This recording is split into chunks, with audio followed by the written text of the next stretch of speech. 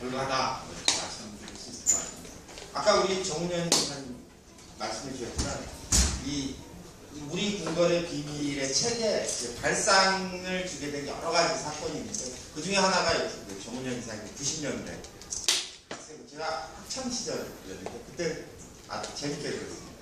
그 뒤에 아까 말씀하신 궁궐에 대한 이야기들은 거의 대부분 우리 궁궐이 아름답다, 좋다, 위대한 우리 문화유산이라는 것이었지 그 궁궐 속에 들어있는 한국 근현대사의 격정 속에서 파랑을 겪었다. 그리고 2014년에 오늘을 살고 있는 우리 자신들이 개선해 나가야 될 그런 모습을 아무도 말하지 않았던 것 같습니다. 그런 취지에서 제가 말하고 있는 우리 궁궐의 비밀은 우리 스스로가 개선해 나가야 될 2014년도 대한민국의 현실을 제가 그냥 궁궐이란 하나의 표상을 가지고 이야기한다 이렇게 들어주시면 되겠습니다. 이 책의 프롤로그에도 되어 있지만 책 뒷면에도 있습니다만 제가 경복궁에서 본 하나의 중요한 사건에 대한 이야기를 프롤로그에 좀 써놨습니다. 그것은 경복궁에서 제가 우리나라 최고의 미륵도량이라고 하는 법주사와 금산사의 미륵전 건물을 발견하게 되는 이야기를 제가 잠깐 썼습니다. 지금으로부터 100년 전의 사람들은 왕권, 조선왕조가 빨리 무너지고 부패한 조선이 무너진 다음에 양반 쌍놈이 없는 그리고 지나친 부패가 없는 그런 세상을 만들고자 했습니다. 그런 걸 꿈꿔서 동학혁명 같은 것이 일어났습니다. 그런데 그 사상의 배경이 되는 건 그때 미륵님이 출연해서 새로운 세상을 만들게 될 거야. 근데 경복궁은 우리가 알다시피 숭유업 불의 총체이고 불교를 가장 탄압했는데 왜 그 미륵도량의 가장 핵심인 금산사 미륵전과 법주사 팔상전이 경복궁에 나타납니다. 그래서 어쩌면 왕이 살고 있는 궁궐을 바꾸는 일, 그것이 곧 세상을 바꾸는 일일지도 모른다라는 전제에서 이 책을 쓰여지게 됐습니다. 자, 그런 취지에서 이제 우리가 2014년 현재 우리 궁궐, 조선시대의 아주 위대한 건축물이나 우리의 자랑스러운 국보들이 어떤 모습일지 한번 모든 선입견을 다 버리고 한번 보는 것이 중요합니다. 이것은 얼마 전에 부실 논란에 휩싸였다. 그리고 그 앞에는 화제로 소실됐던 자랑스러운 대한민국의 국보 1호 숭례문 중건식의 모습입니다. 2008년 2월 최종기라는 방화범에 의해서 숭례문은 이렇게 무너졌고 많은 사람들의 가슴을 아프게 했었습니다. 그랬다가 2008년도에 다시 그 화마로 불탄 숭례문을 다시 세워서 작년에 2013년 5월 우리 앞에 국보 1호 숭례문이 다시 살아서 왔습니다. 아까 첫 번째 사진이 국보 1호 숭례문에 복원된 모습입니다. 박근혜 대통령도 참석해서 저 제막식을 보여주고 있는 모습입니다. 제가 저 숭례문에 던지는 질문은 그런데 왜 숭례문이 우리의 국보 1호가 되었는가에 대한 문제입니다. 사실 여러분들의 생각과 달리 이 숭례문이 국보 1호가 된 것은 조선 총독부의 결정이었습니다.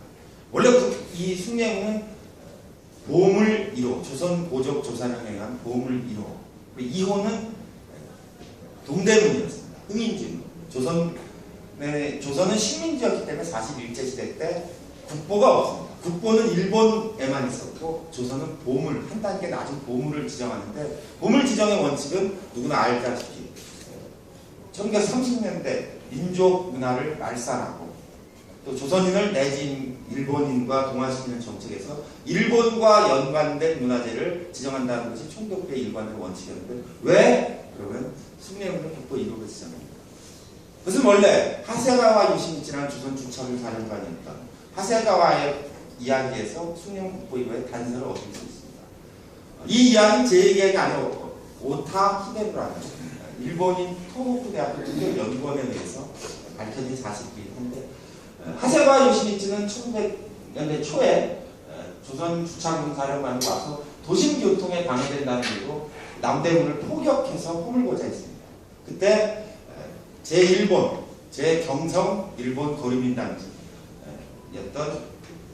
사람이 나카이라는 사람이 하세가와 요시미츠에게 면담 신청을 합니다. 조선 출병 당시 임진왜란입니다. 임진왜란 당시 조선의 건축물이 거의 남아있지 않은데 이 숭례문은 가토 기요마사가 조선 출병 당시에 한양 입성을 했던 문이다.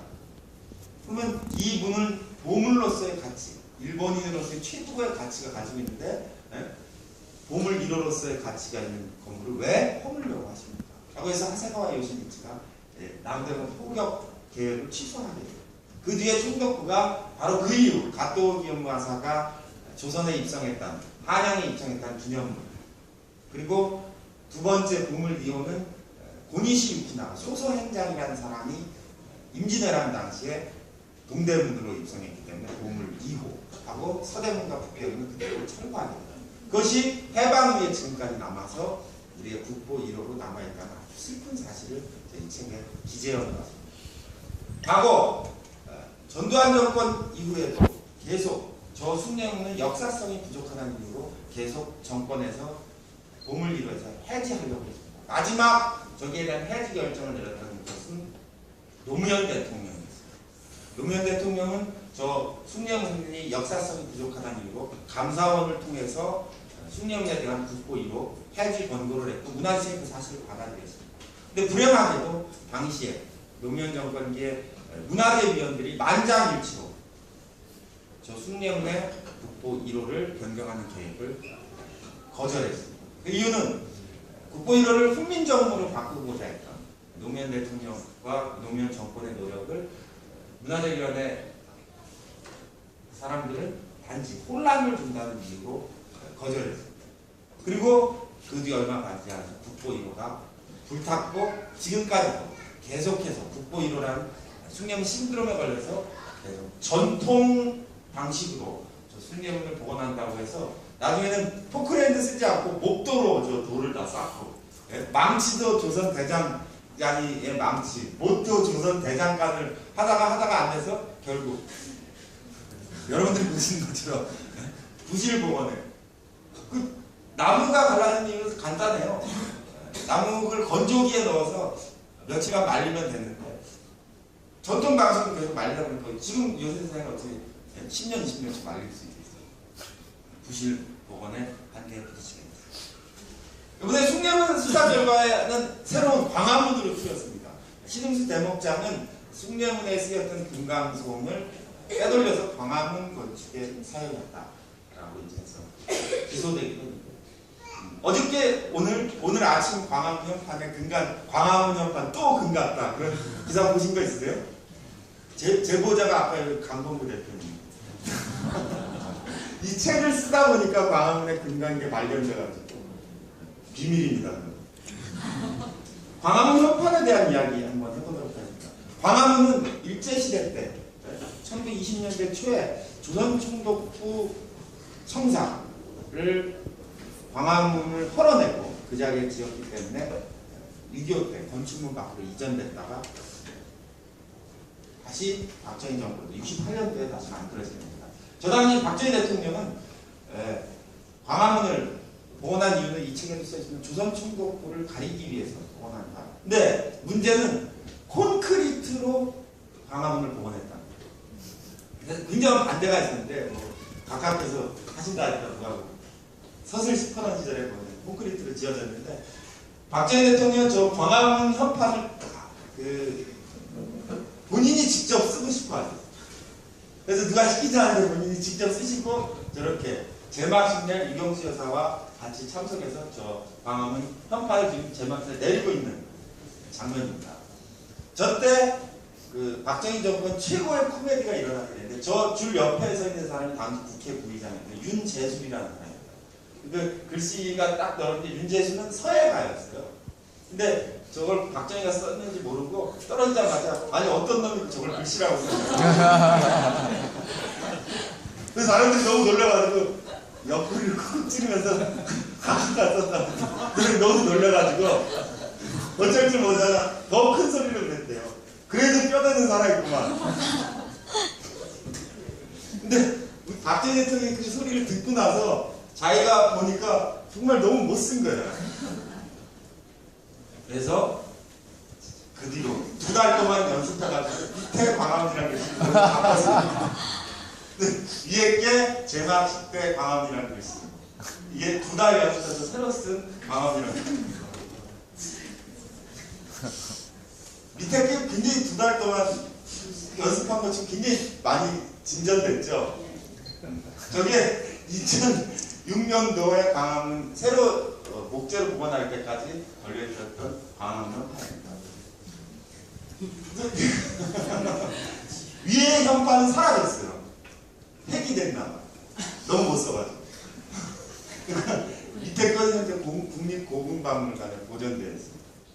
그래서 이제 광화문을 새로 노무현 대통령이 지을 때 새로 지고 광화문 현판을 만들게 되었죠. 2010년도 이명박 대통령이 참석한 가운데 제막식을 했는데 금 100년 만에 광화문이 제 모습을 찾았다고 다 국민들이 경축하고 축하하고 했던 그때 기억들 나실 겁니다.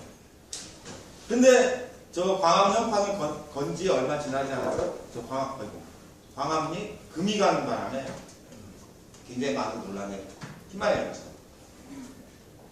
거기까지 여러분들이 다 아시면서 제가 제기하는 문제는 박정희 대통령 때 광화문의 현판의 바탕